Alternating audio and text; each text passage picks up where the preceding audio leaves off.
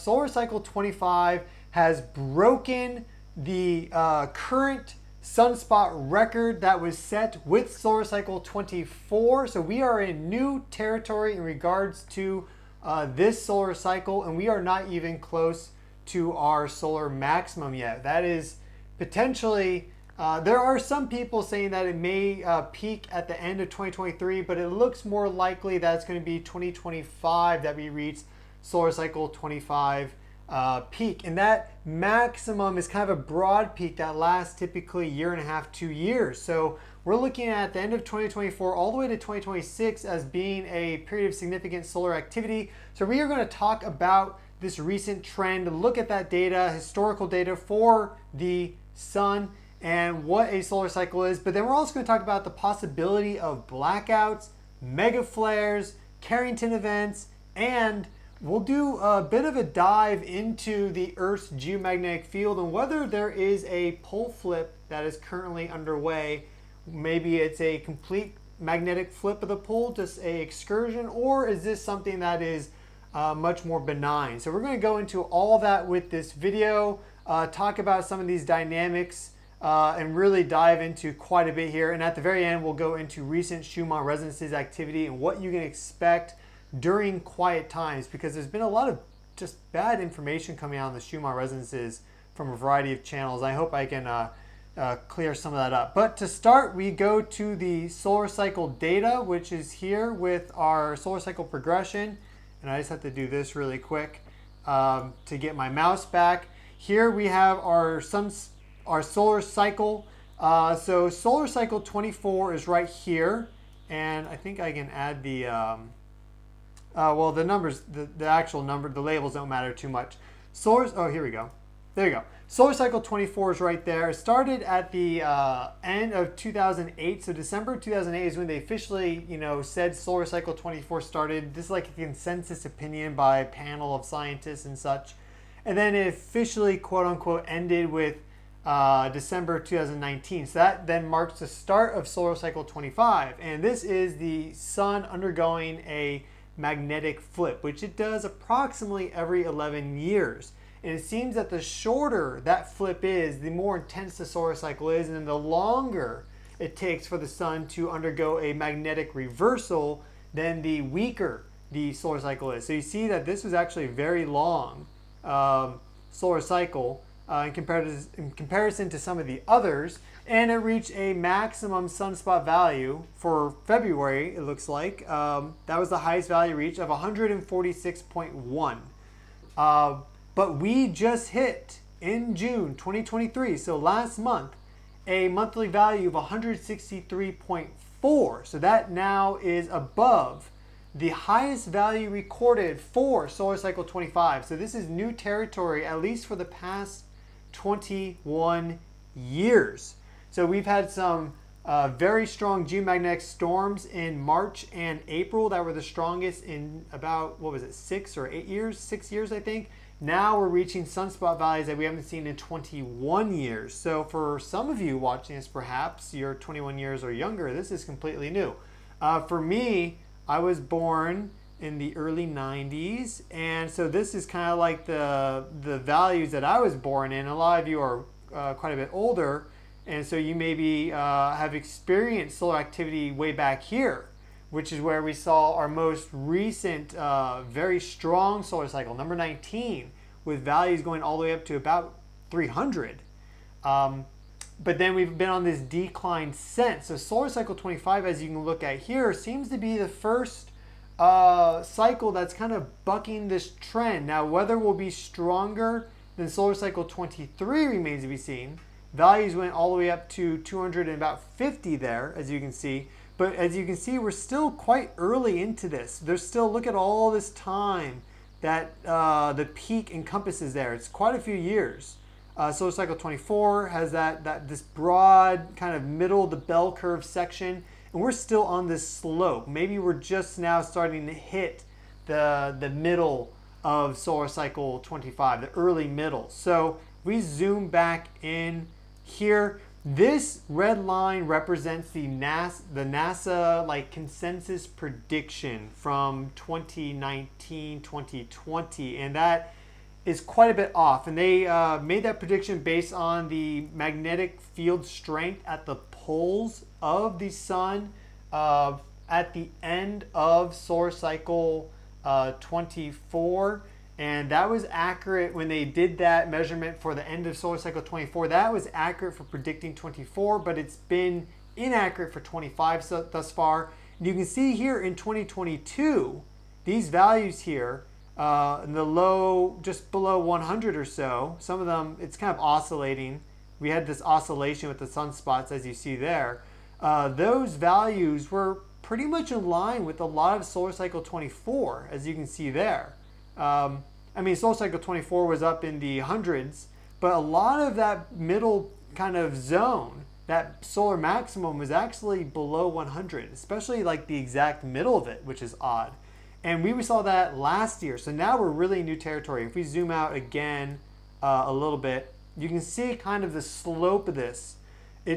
When you zoom in, let me go back. When you zoom in, it looks like maybe we're going to start leveling off because it's very rapid. But when you zoom out, and I'm just going by looks and feel here, we can actually talk about termination events with the sun and everything. But I think there is a lot to be said just by looking at the trends. And it really looks like we're kind of on this pretty fast exponential growth phase right now. We see this as solar cycle 22 here, back in the late 80s. Even stronger was the cycle back in the late 70s. And these upward trends can last a while. You see here where we had kind of a plateau, like we see with this solar cycle, but then it shot back up and continued to go all the way up into the high 200s. So I think solar cycle 25 is going to be at least equivalent to 23, but potentially it's going to be very significant. If we zoom out historically, we can see that 19 here with the late 50s was the strongest solar cycle that we've seen over the past like nearly 200 years. So very, very powerful cycle at the end of the 50s and into the early 60s. And with solar cycle 25, we just set a new sunspot record of 163, and we will see what July, August, and September bring. And remember, in September and in October, we will be having very likely some very strong geomagnetic storms because the Earth and the Sun will be coupled nicely together during the equinox seasons, whereas during the solstice, the interplanetary magnetic field does not connect with the Sun easily in terms of like the magnetic field directions. So you can have a solar flare that kind of just passes by the Earth without really coupling and transferring its energy into our geomagnetic system as a result of the different magnetic field vectors directions. But during the equinox, they couple nicely, and then we get these strong geomagnetic storms on average. Now, there's other ways to also measure solar cycle strength. You can look at the radial flux progression. We hit a high for that in January, and we still have not recovered to those radial flux values. This is the 10.7 centimeter wavelength radio wave, but still you can see we're on this broad uptrend, and we could zoom out this a little bit. They have more data than 2005. It goes way back, but for some reason they don't show it all on the NOAA solar cycle progression website. So here we see solar cycle 24. We're already way above this, and if you look at this NASA prediction value line there, we're still pretty early into this, but we're way above what NASA, their predicted range. I click that on. We're not even close to their error bars. Their plus or minus deviations, I think it's like one standard deviation. We're so far beyond that, folks. So we're pretty much in new territory in regards to this solar cycle in many ways, and it's going to be exciting to see what happens. And this potentially, if this continues, we can have some very strong solar activity, solar flares, etc. So let's look at that really quick.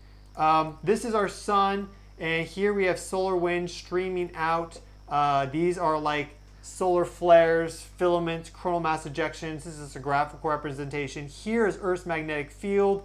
We have, and then our radiation belts. This is not perfectly to scale, folks, but this, the sun is a massive ball of energy. The Earth is its own energetic system. And then there's a coupling between these. You can see how the solar wind, the magnetic field, and the ions that are carried along the magnetic field lines, they then will connect to the Earth via the poles, and then there's energetic flux into the Earth via the sun as a result. So we can compare this is a Carrington event, quote unquote. So in 1859, there was a massive solar flare that occurred that caused what was it, telegraph stations, some of them to like explode, like sparks are flying and everything.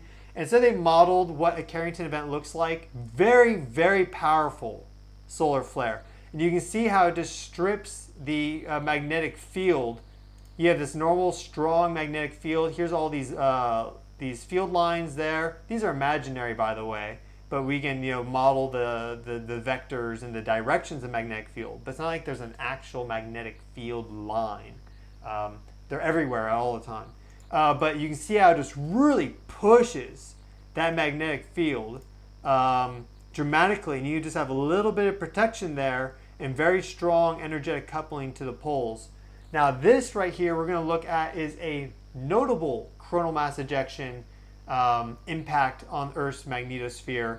And you see there the compression, field lines compress. I've shown this before.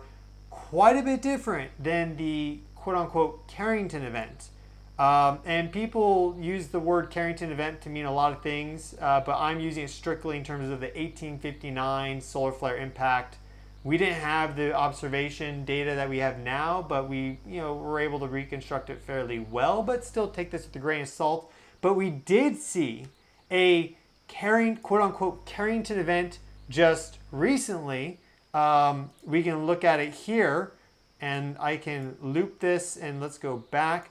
This was on March 12th and 13th and 14th, around then of this year, and it was launched directly Earth opposite. So this yellow dot here is Earth, there's Earth, but you'll see this huge flare with very high plasma density and traveling very quickly, launch almost exactly Earth opposite. This occurred a few months ago. There it is, and that was a Carrington, quote-unquote Carrington event equivalent. So if that had hit the Earth, it likely would have caused blackouts certain regions of the Earth.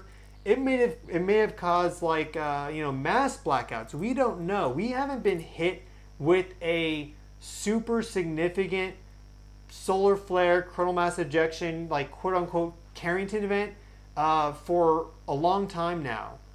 Decades. So we don't know really how our grid is going to handle it. And that's I'm talking about the grid for North America. Of course, there's grids for third world countries, which are less developed and more prone to disturbances. Then you have Europe and Russia, Asia, etc. So how every grid is going to react is unknown, but there's a potential for there to be a lot, potentially mass blackouts if we get a huge electromagnetic surge from something like a massive halo CME, Carrington event, huge X flare, this is off the charts. And that is possible at any time, more possible during a solar maximum.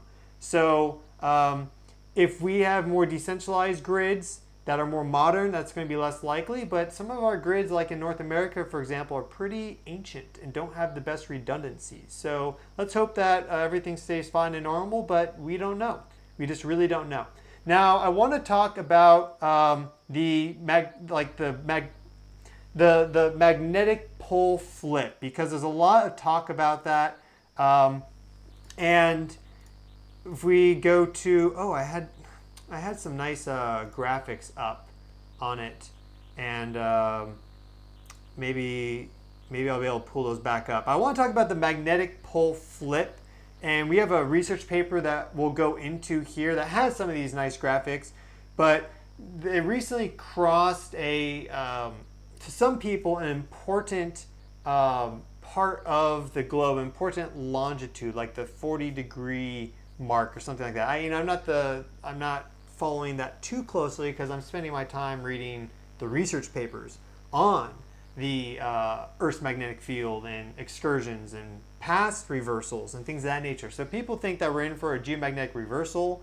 You can't say definitively that we aren't, because we won't know until it happens. And I have a list of important things to talk about here, distinctions to make, that if people aren't telling you these things, then they are leading you astray, in my opinion. So we'll go through that so we have a more qualified, well-rounded understanding of our ability to measure and quantify these things. But there's a really good paper that came out in 2020 called Recent North Magnetic Pole Acceleration Towards Siberia Caused by Flux Lobe Elongation. And we'll dive into this paper. I don't want to get too lost in just text and things, but this will be useful for all those people that are invested or interested in this magnetic flip narrative, because it seems much more likely that we're just moving to a new North Magnetic Pole location rather than a complete excursion or reversal. There's a few things to qualify with this. Let's go, I'm ready in read mode. Okay, so the Earth's magnetic poles, the south and north, let's just start with the fact that they wander. And the location of the magnetic pole is where the magnetic field points vertically downwards. So the first measurement in situ, like in location, was done in 1831 in the Canadian Arctic. And since then, this pole has been measured drifting towards Siberia, and it was accelerating between 1990 and 2005, where it had a historic speed of here, like the historic speed of the drift was 0 to 15 kilometers per year, and then from 1990 to 2005 it like sped up to a speed of 50 to 60 kilometers per year. And you know, this is actual data, and that's what's fueled some of this magnetic excursion slash pole flip hypothesis. And now over the past 2 decades, the position of the North Magnetic Pole has shifted dramatically towards Siberia, away from Canada. And according to these authors, the reason why is because the location of the North Magnetic Pole is largely determined by 2 large-scale lobes of negative magnetic flux on the core mantle boundary under Canada and Siberia. So the magnetic field emanates from the inner and outer core. It has to move through the mantle. You know, it attenuates in the mantle. It gets weaker through the mantle because the mantle absorbs a lot of that electromagnetic energy. But then it finally reaches the surface and it comes out at a strength of anywhere from 25 to 65,000 nanotesla, or 0.25 to 0.65 gamma. So the dynamics of the dynamo at the core mantle boundary determine a lot of how the Earth's magnetic field expresses at the surface. So here is some of the measurements. We have 1831, 1904. These red dots here, red circles mark in situ measurements. So this is very, very important and something that I don't think I've heard anyone talk about. Let me be very clear with this. In situ means that you actually measured the magnetic field lines pointing down. So let me go to this graphic that I made. Okay, here's me. Yep, I've used magnetometers before. I did geophysical field surveys before I started doing YouTube videos and everything. I was out there in the field collecting this data, not necessarily for locating the Earth's North Magnetic Pole or anything, but I've collected magnetic field data, I've processed it. I can't say I'm the absolute best geophysicist in the world. I think it's fine to not be the right. No one can say that, but I have done this. This was part of my career, so I have some background in this. I've done a lot of research into it, study, etc. Now, this is a magnetometer, and this there's a lot of different ways magnetometers can function and how they actually record the magnetic field. We won't get into that. It involves like the spin of electrons and things. It's pretty interesting, actually. I recommend you investigate into that if you have some interest there. But these are our sensors there, and the orientation of the sensor matters because the magnetic field has an inclination. And that sensor usually will have a dead zone where if the magnetic field line is cutting through it at a certain inclination, it won't record the data. So you need to orient the sensors when you're doing your survey depending on where you are on the globe. And you have to be aware of all this. So here is our little graphic showing the Earth and the inclination of the magnetic field. So here at the near the equator, at magnetic equator, we see that the field is effectively the dominant field. The total field is strongest and it's horizontal to the Earth's surface, so it's tangent. Then as you get closer to the poles, whether it's the south or the north, this needle starts to dip towards more vertically until you get to the magnetic pole where it is perfectly vertical. And that is how you collect an in situ measurement, is that you actually find the location on the planet where a magnetic needle is pointing directly vertical and orthogonal to the ground surface. So the reason why I wanted to mention that is because, and I can type in NOAA magnetic field model, and hopefully I can pop this up pretty quick. These magnetic field models that we see here, yeah, here we go. I can pull this guy up. F is the total intensity, and then we have the main field total intensity. These models here are created from a network of magnetometers around the globe and also in space. But the last in situ measurement that was collected, where they actually took that magnetic needle and found where it pointed directly vertically, was in 2007. So while we have good magnetic data over here, let's say, maybe in Svalbard and another station over there and a whole bunch, in the normal, like the northern hemisphere and southern hemisphere and all this, and we have satellites that are passing over these regions and through the flux lobes above the surface, these satellites. In regards to the actual location of the magnetic field at the surface, the magnetic pole at the surface, we have not collected that precisely since 2007. So anyone telling you they know exactly where it is full of BS, because these are models at the end of the day. And while these models have gotten better, they are still not perfect. So more recently, the magnetic pole position has been determined from global models built using measurements made by both satellites and by network of ground observatories. Accuracy depends on the quality and distribution of these contributing observatories, along with the ability to estimate the external magnetic field, and it's improved over time. So it's getting better, but it's not perfect, and we do not have that in situ measurement, and that's why they put this kind of frayed prediction model of where we're going. And they haven't updated the world magnetic model since 2019. They had to update it a little early because the magnetic field was changing quite rapidly. They were going to update in 2020. They had to update in 2019. They have not updated it since. They probably should update it every year, but that's a different story. So until someone goes out there again, and maybe the Russians have done it, but I can't find it. Find the data. They're close to the magnetic pole location now. We don't know the precise location of the North Magnetic Pole, so that is very important. Okay, so compared to the meandering position before the 1970s, over the past 50 years, the North Magnetic Pole has traveled along a remarkably linear path, unprecedented in the recent historical history, guided along a trough of low horizontal field. This trough connects two patches of strong radial magnetic field at high latitude centered on Canada and Siberia. The importance of these two patches in determining the structure of the field close to the North Magnetic Pole has been well known for several centuries.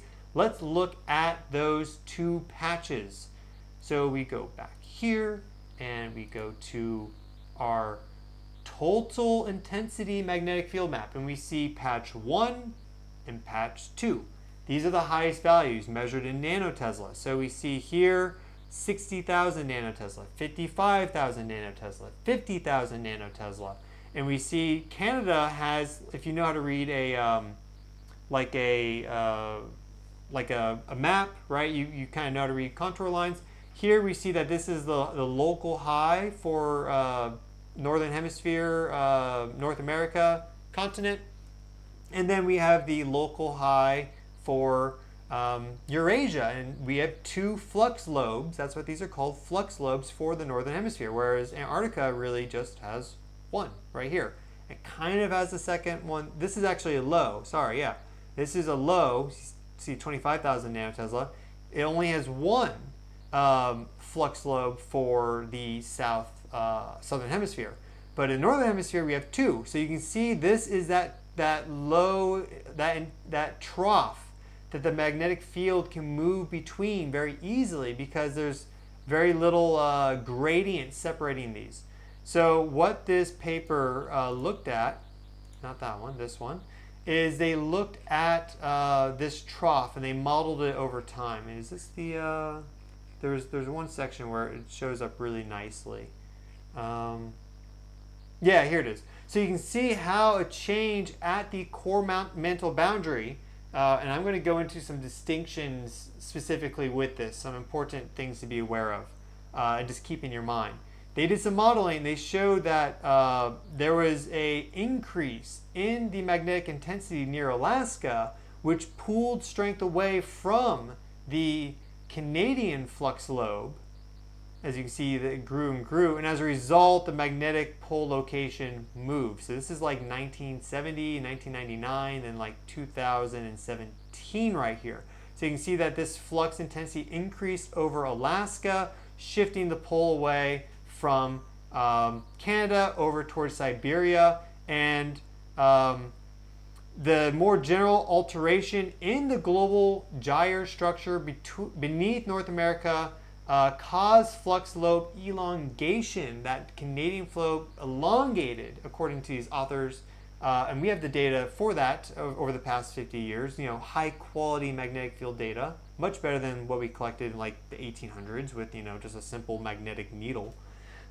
And subsequently the rapid acceleration of the north magnetic pole, because that magnetic pole is just a representation of the field. So it's not like it's some heavy object that's difficult to move. It'll move very quick as if the magnetic field expression changes. It just has to propagate through the mantle. The mantle attenuates and absorbs a lot of the magnetic field strength that's coming out of our dipole, as we suspect, in the center of the Earth from the core and the movement of the inner core, outer core, and the strength of the inner core and all this stuff. So that acceleration can be pretty rapid, and what these authors predict is that it'll go to Siberia, that flux lobe, and then it's going to hang out in Siberia. And there's historical evidence for this. Reconstructions of the historical and archaeomagnetic field over the past few thousand years are, you know, kind of lower resolution, have sparser data, but they can still be used to kind of visualize large scale geomagnetic field changes that have occurred, you know, what it looked like, the structure over thousands of years. And these reconstructions, again, these are reconstructions, show that although the northern hemisphere has been largely dominated by two flux patches, occasionally a three-patch structure has arisen, and that the pole over the last 7,000 years seems to have chaotically moved around the geographic pole, the geographic North Pole, showing no preferred location.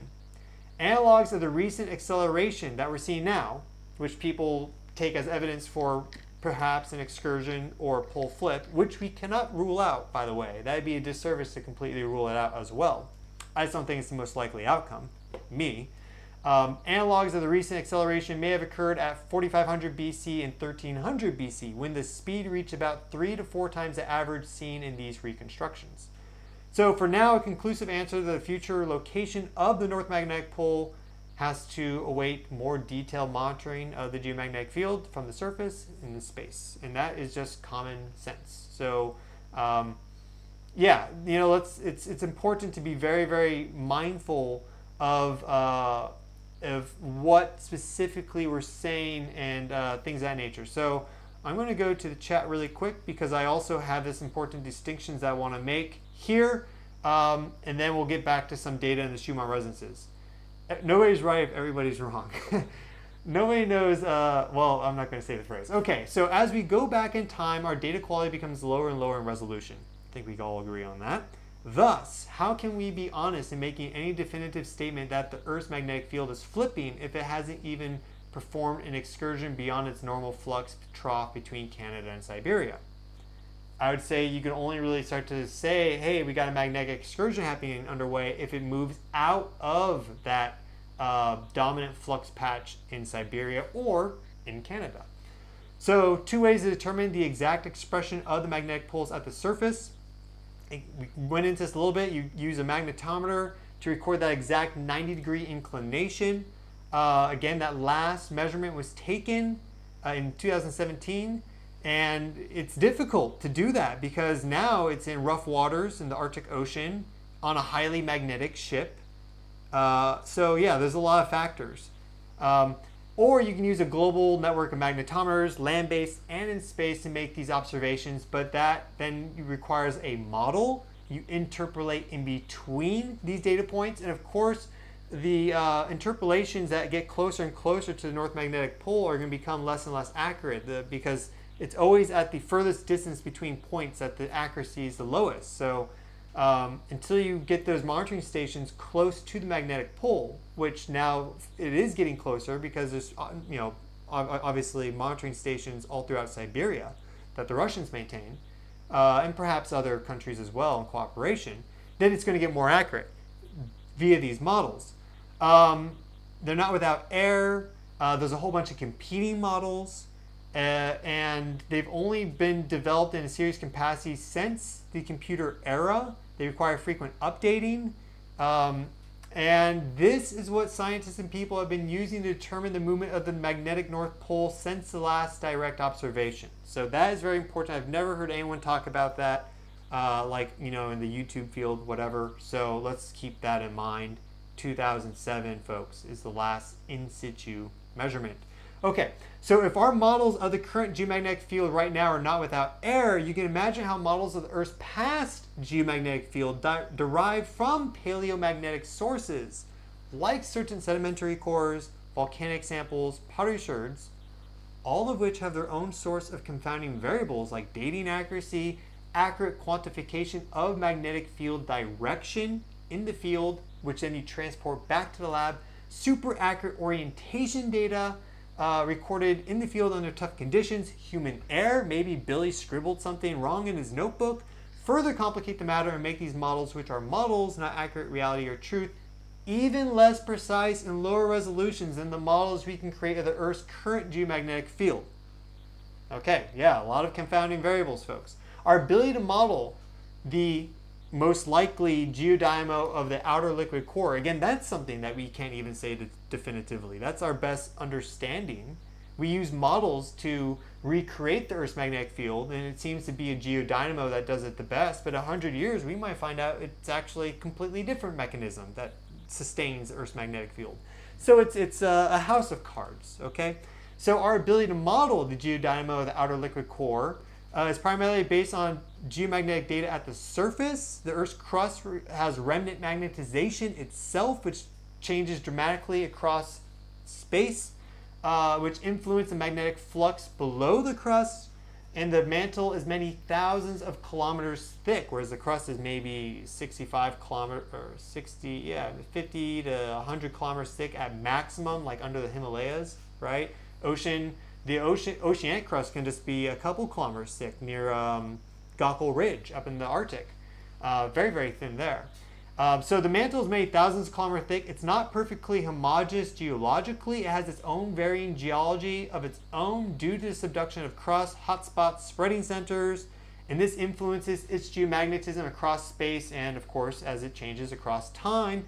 And we don't have good models for that. We have some seismic observations, sound waves. There's blind spots that exist, and these are very low resolution because they have to be very powerful earthquakes for us to get good seismic data from the deep parts of our globe. And this is seismic. This is not electromagnetic data. It's shear waves and P waves and surface waves and stuff. But in regards to the electromagnetic properties of the Earth, we really need electromagnetic data, which would be like resistivity, the conductivity, things of this nature. And that's difficult to get because the signal just doesn't come back.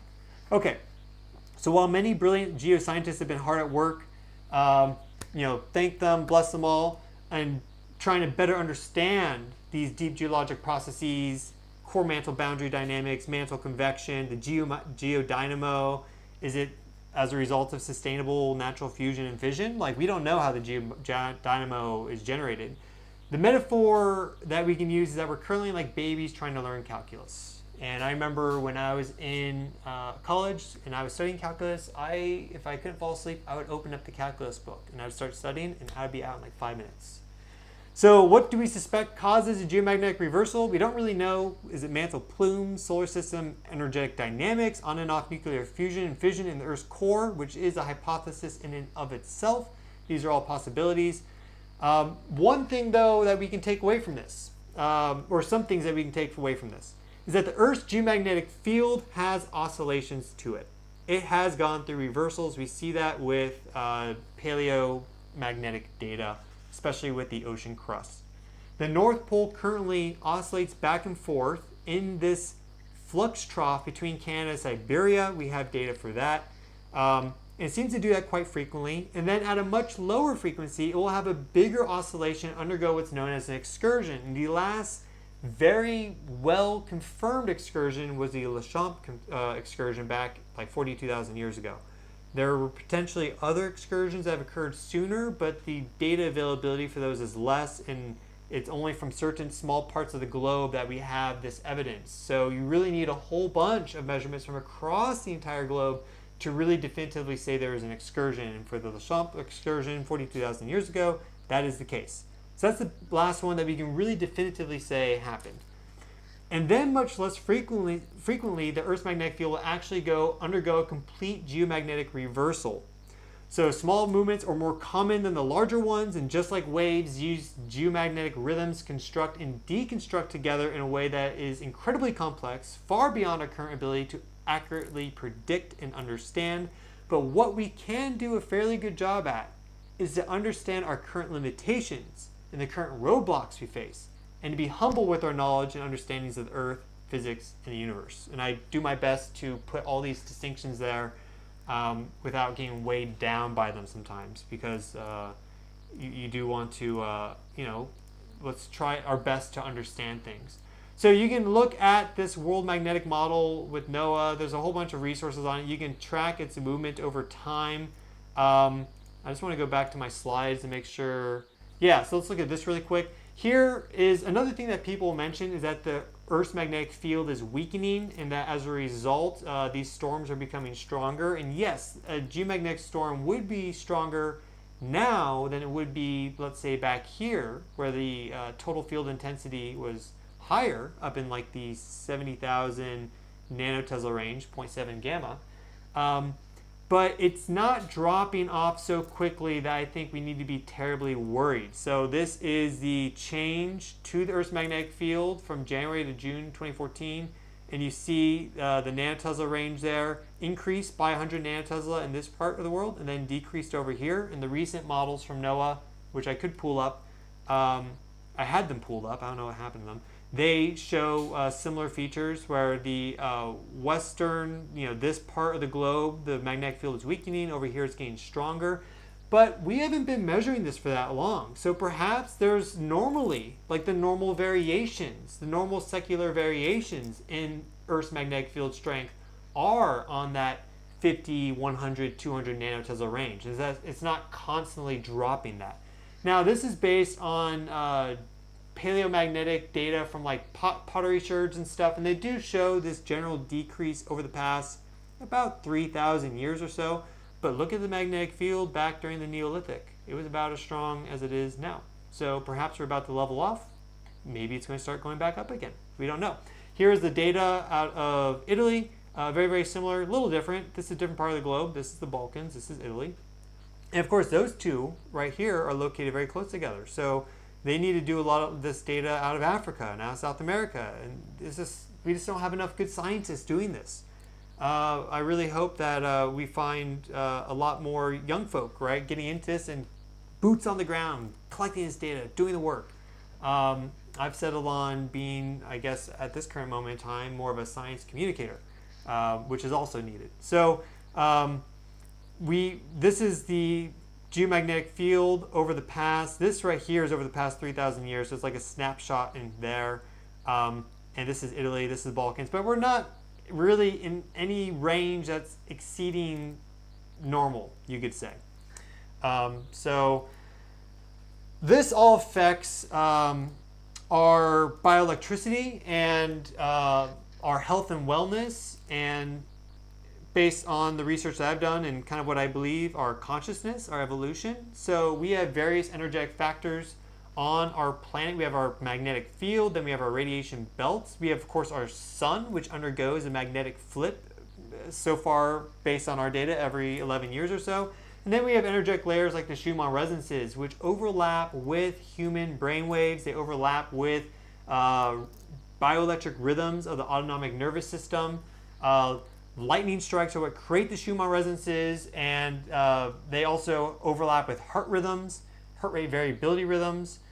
So we can look at our recent Schumann resonances for the past few days to kind of talk about what these things are and what we can expect bioelectrically from, let's play the game of the Earth's magnetic field is weakening and that it is going to continue moving. Like, what are the potential consequences of that, coupled with a very strong geomagnetic cycle, or a solar cycle rather, and then perhaps a strong solar flare or coronal mass ejection like we have here with this Carrington event.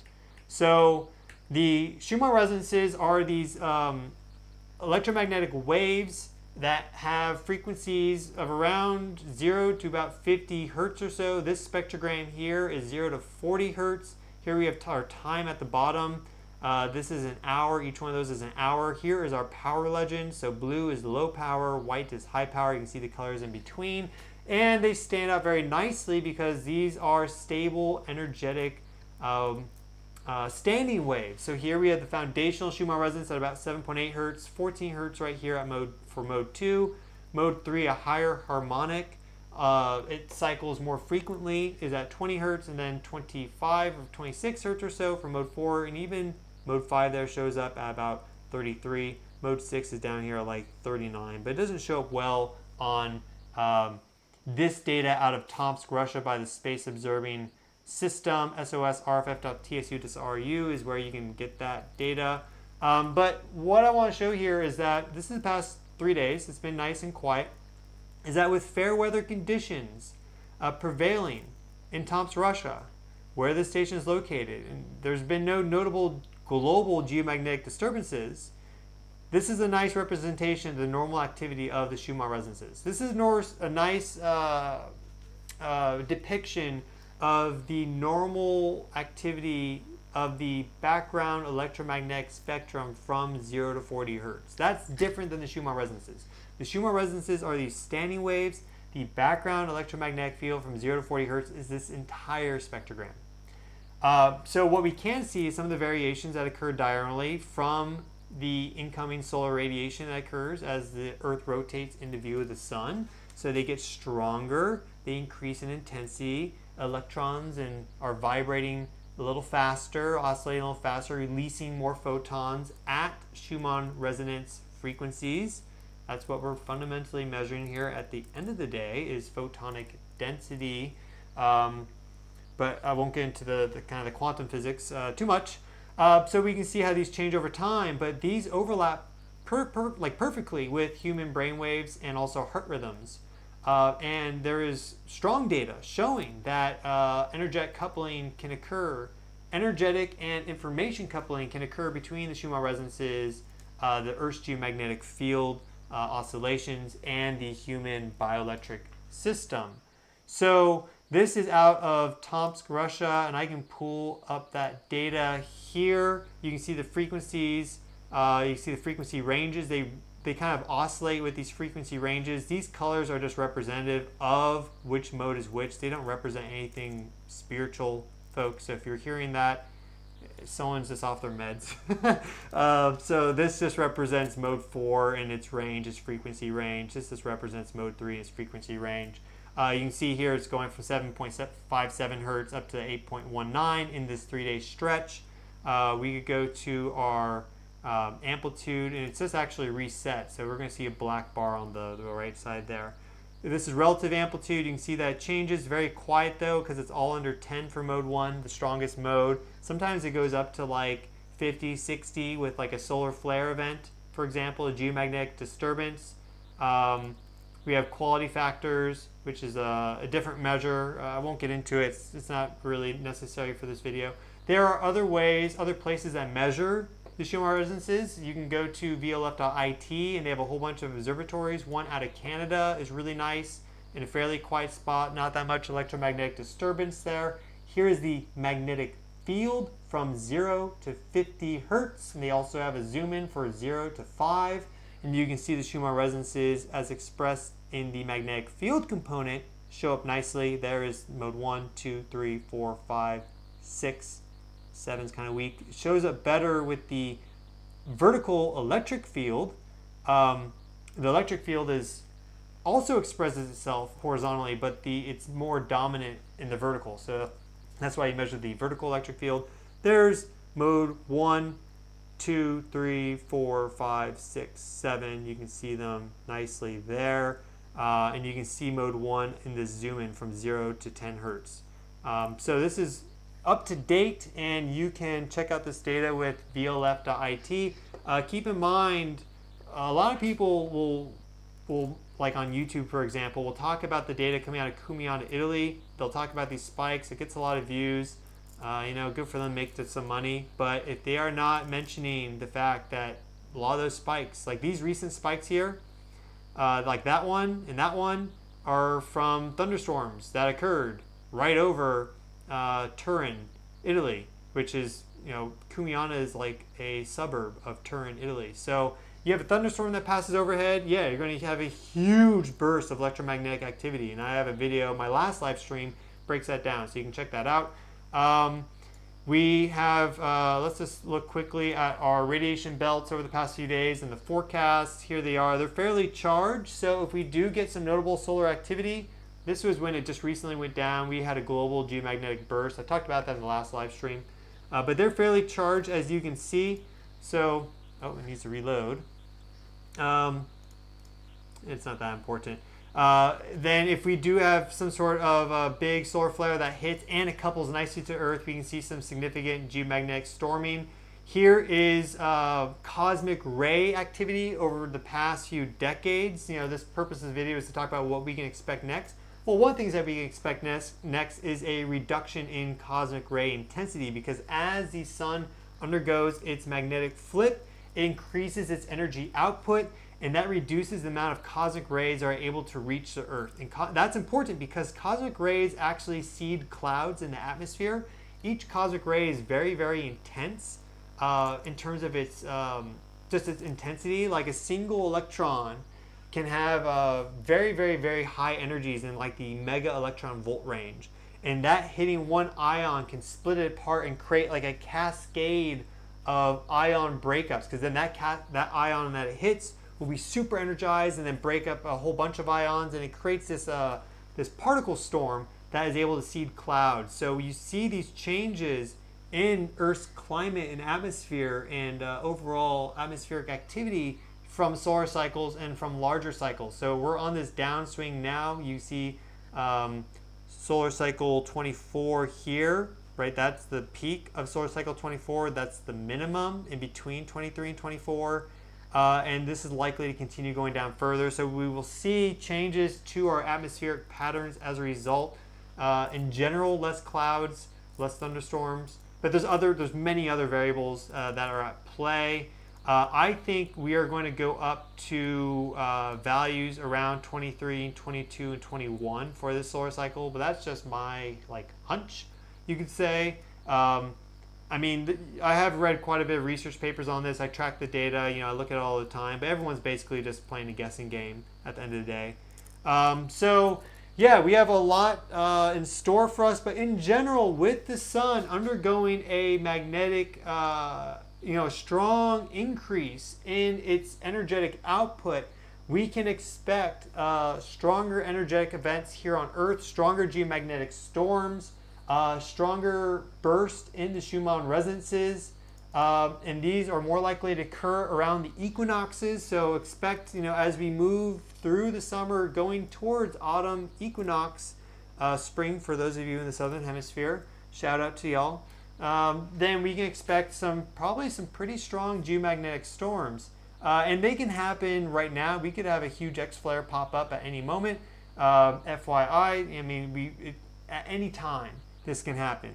But in general, we're going to be seeing increased energetic volatility on Earth over the next few years. And as a result, it's important to learn, I think it's important to learn how this interacts with us bioelectrically, so you can start to bring some consciousness to the typically unconscious activities of your body, the rhythms of the autonomic nervous system, which govern your breathing, your heart rate, your respiration, whether you're in a parasympathetic or sympathetic state. And then that influences things like your ability to handle stress, your inflammation of your body, things of this nature. So I have a bunch of videos covering all those topics. I will link to those at the end of this video and in the video description. And I hope you found this video useful. And yeah, so I think we can expect some pretty strong flares. Hopefully we don't get any like mega X flares or Carrington events that impact us, but you can't rule that out. I think you can make a much stronger case for there being a possible Carrington event, quote unquote, than a geomagnetic excursion, or definitely much more so than a pole flip.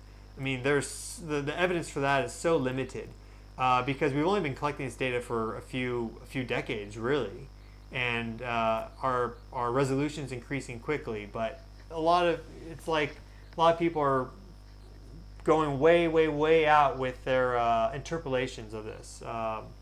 So just be very mindful of that. I think blackouts, we can expect those, but we really don't know. Just the one thing you can expect is that your body is going to change your response to these energies, and that the more conscious you are in working with these energies, and the more conscious you are in doing health and wellness practices that help you to balance your bioelectricity, like earthing, let's say yoga and stretching, and these things that open up your bioelectrical rhythms and reformat you effectively, those are the things that you can control. So we can't control what the sun does, we can't control what the earth does, but we can control what we do, and I would say that's my final message for y'all. Peace, love, blessings to all of you. Thank you so much for joining. I hope you had fun with this live stream. I know I did. I do like to go and dive into earth energies and what's happening with our solar system, and it's a way to connect with the greater totality of existence in the universe. It's a way to kind of sink into, to a greater degree, that cosmic consciousness that exists. Because I think in general, human society, we're all so enmeshed in like just what's happening in the day-to-day that we lose track of some of these bigger things that are very important. Like last night, watching the supermoon rise was really powerful, really beautiful, and you could easily, completely discount that. Oh, whatever, it's just the moon. Like, no, it's not just the moon. The moon's very important. The sun is very important. The earth is very important. So I like to connect with those, the understanding of the importance of these things and how they can change things on earth in a flash, in an instant. Any of those possibilities can happen, but we just have to put what the likely percentages are on them, and we have to be honest with like how well we understand this stuff, and we really don't understand it that well. So that's the purpose of this video. Wanted to give you that update on solar cycle 25, and also give you an update on the magnetic field and what we're most likely to expect over the coming years with its movement towards Siberia. So I hope you enjoyed the video. If you did, click the thumbs up button. It helps a lot. Subscribe. Love to see you all in future videos. Thanks so much for watching this one. Check out my other playlists that I have on grounding, earthing, electromagnetic fields and health, geomagnetism, etc. And I'll see you all in the future. All right, ciao.